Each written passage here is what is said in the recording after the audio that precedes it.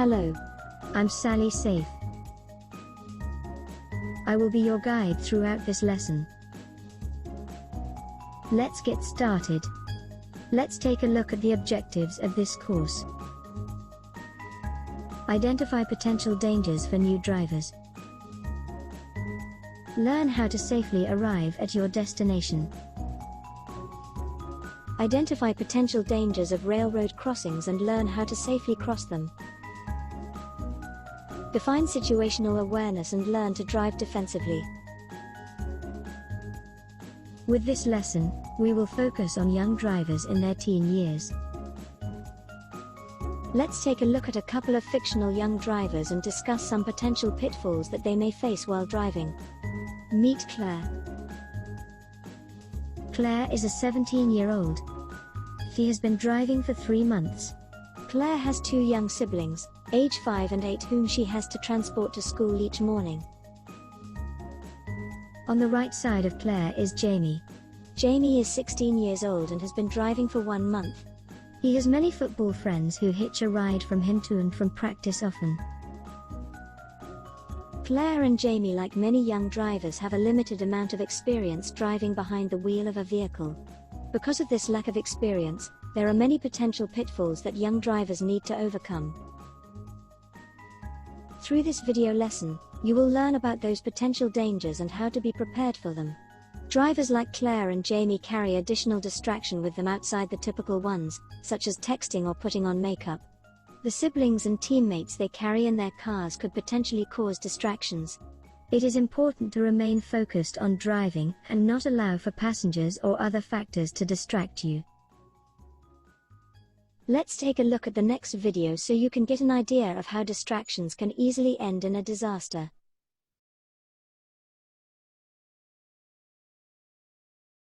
Oh, I'm scared. Life is passing by so fast. Say goodbye.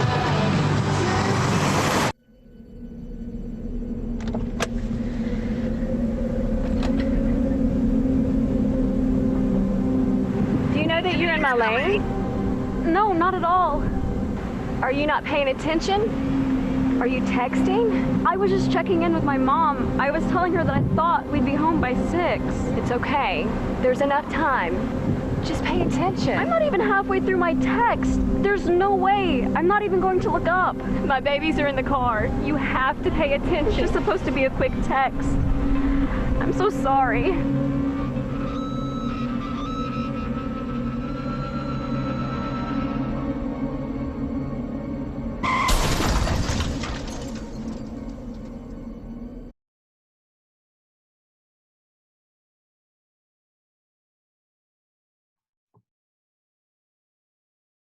In the clip that we just watched, we saw where a teen was driving distracted by texting her mom.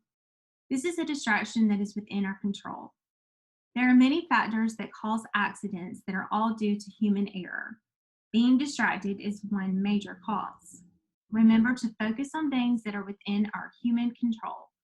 For example, texting is a big one. Just don't do it. What the young lady in the clip should have done was pulled over to the side of the road and replied to her mom.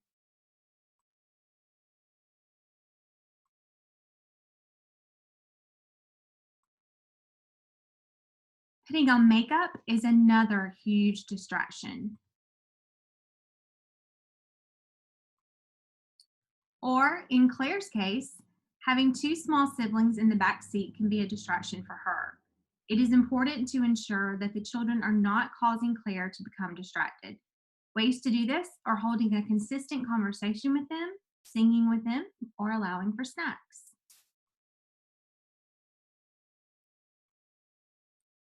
Having too many friends in your car can also cause a distraction. For example, have you ever been driving and one of your backseat passengers scoots up and asks you to look at something on his phone, like a TikTok? You should keep your passengers to a minimum. For Jamie, who has a lot of his fellow teammates ride with him to and from practice, he has to be careful not to overpromise. Remember that until you have reached a full license by either turning 17 or holding a conditional license for 1 year, You are restricted to carrying no more than 2 passengers under the age of 18 at any given time. There are obviously things that cause accidents that are completely outside of our control. We can't worry with those. We can only focus on what is within our control. There is nothing you can do to plan ahead for acts of God, like a meteor falling from the sky or an earthquake.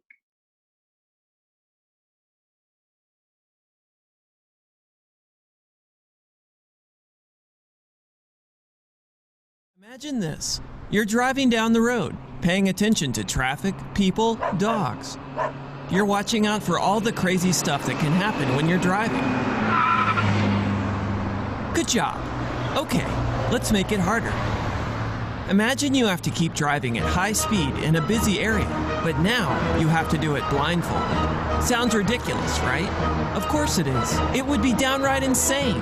If you talk on a cell phone or text when you're driving a car, you're practically doing the same thing. You're at the wheel of a big disaster waiting to happen. You don't see what's coming. You're not in control. Talking and texting virtually blindfold you, taking your attention away from driving and putting yourself and others at serious risk. In fact, studies have shown that drivers on the phone have worse reaction times than many drunk drivers. Gabbing on a phone while you drive means you're up to 6 times more likely to get in an accident. And using a hands-free speakerphone or headset doesn't help. You can still be just as distracted, according to scientific studies. Texting while you're driving increases your chances of a crash by a whopping 24 times. That's scary, but what's even scarier is that 70% of teens in a recent survey admitted they'd been in a car with a driver who was texting. If you're in a car with a distracted driver, even your parents, you have the right to speak up and ask them to stop. Each year, distractions caused by cell phones contribute to more than 1.5 million crashes, more than 600,000 injuries, and nearly 6,000 deaths. These numbers represent real people with lives just like yours. So why is distracted driving so dangerous? The answer lies in our brains, which aren't really designed to do more than one thing at a time. Don't believe it? Try taking a math test at a Lady Gaga concert. Not easy. Also, you only have one pair of eyes. So taking your eyes off the road to text is a recipe for catastrophe. When you drive distracted, you're dangerous, and in many places, you're breaking the law. So even though it's tempting, please put down that phone, think about the dangers to you and others, and just drive.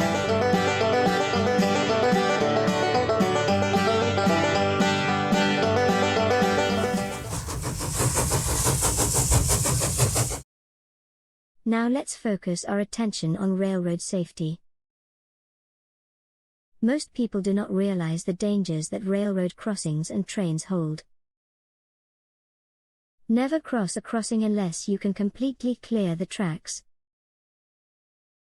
For example, if there is a car blocking you on the other side of the tracks, do not cross over. Stay behind the railroad crossing stop line until the traffic clears. However, if you do find yourself trapped in the path of a train, abandon your vehicle. You should try to, of course, maneuver your car around to get your car and you out of the line of the train, but if that fails, get out. When you abandon your car, run away from the car, but in the direction that the train is coming.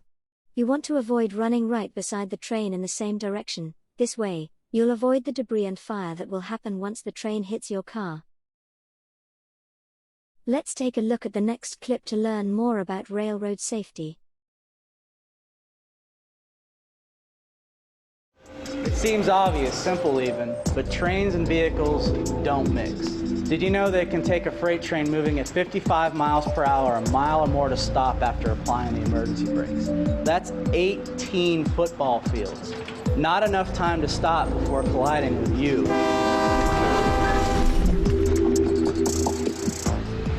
There are a few important things to keep in mind when navigating a crossing.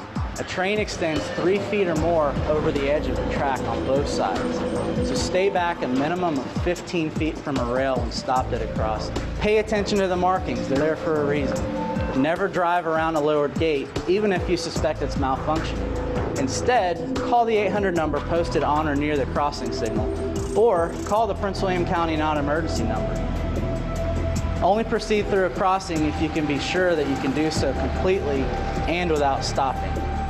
If your vehicle becomes disabled on a track with a train coming, exit your vehicle immediately and move quickly away from the tracks in the direction from which the train is approaching. This will help you escape from flying debris when the train collides with your vehicle. If you find yourself at a multiple track crossing, be sure to look for a second train before proceeding, and always expect a train. Freight trains do not follow a set schedule. Failure to obey markings and crossing signs may result in a fine or license suspension, but ultimately it's your life on the line. So remember to carefully observe and obey markings and signs, because trains and vehicles just don't mix.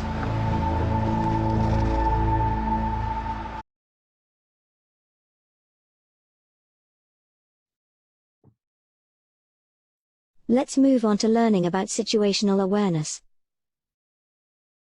Situational awareness is a great technique for new beginner drivers. Just like the name suggests, it is being aware of one's situation. Situational awareness can be used in a number of activities, occupations, and really by anyone in any situation where it is deemed necessary. On the next slide, we will go over some examples. Military personnel often use situational awareness in an effort to detect any potential dangers when they are in enemy territory. Law enforcement often use situational awareness when working their beats. They look for potential situations that indicate crime could be taking place. One of the most noticeable examples is a presidential security detail. Ever watched a movie about a president and noticed all of those men and women in black suits speaking in their watches and listening to their earpieces?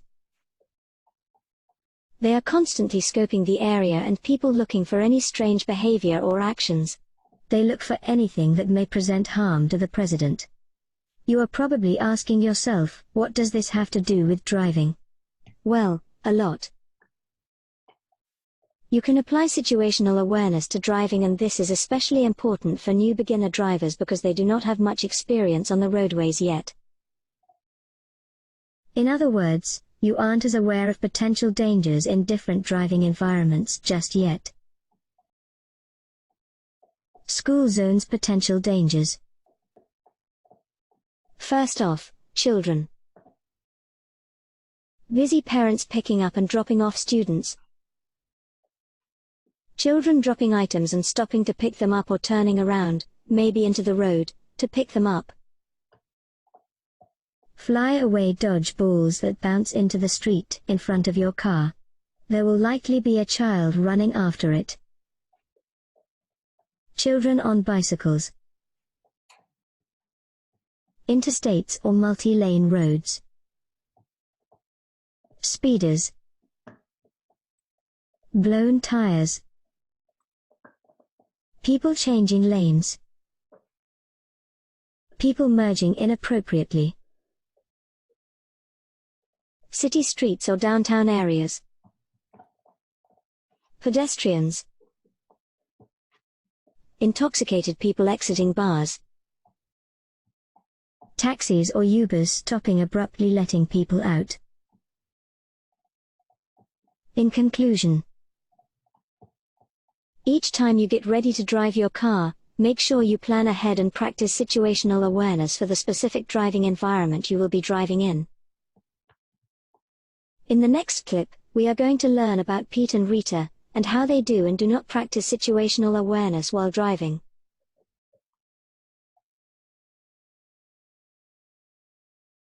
Driving awareness. Meet Pete. Pete keeps his car as clean as his driving record, not so much as a ding. Meet Rita, a longtime driver who keeps her car as spotty as her driving record. She has been pulled over 23 times for speeding and 17 times for reckless endangerment, 6 of which were for drag racing. Races, as legend has it, she always wins. The first thing Pete does when entering his car is to move his seat to the proper position, align all the mirrors to ensure proper lines of sight, and check his fuel gauge to make sure he has sufficient gas. He enjoys listening to the radio at a reasonable volume. 9 and 3, safe as can be, Pete says to himself as he puts his hands on the steering wheel and pulls carefully into traffic.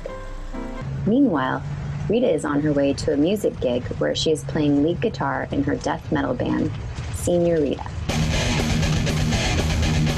Would you mind turning it down a little? She is running late, so she puts the pedal to the metal, which, incidentally, is the title track of her last album. Pete takes driving safety very seriously. Teaching physics day in and day out reminds Pete that momentum equals mass times velocity. In other words, cars can become very dangerous at high speeds. He also knows that when it comes to driving, the best offense is a good defense. He might be a safe driver, but he shares the road with all sorts of drivers, good and bad. Speaking of bad drivers, Rita is texting her bandmates that despite her impressive momentum, she will be running late. Even though she uses 2 hands to text, she manages a way to honk at the car in front of her. Someone behind Pete is honking and gesturing to him inappropriately. Pete can tell that there is not a 3-second gap worth of space between him and the car following close behind. "Slow down," Pete yells to his rearview mirror. "What's the rush?" The tailgater keeps getting closer. Pete just wants to go home safely, so he pulls over and lets the woman pass, which she does, very quickly and signaling to him with another weird gesture. Pete continues on his way and makes it home to a warm dinner. Rita, on the other hand, was last seen jumping an open bridge while being chased by police. Be aware of the conditions around you. This includes light, weather, road conditions, and traffic. I've had a great time today talking about overcoming potential pitfalls with you. Just like Claire and Jamie, you too can reduce distractions, remain safe on roadways and railroad crossings. And remember, situational awareness is a great way to drive defensively and smartly.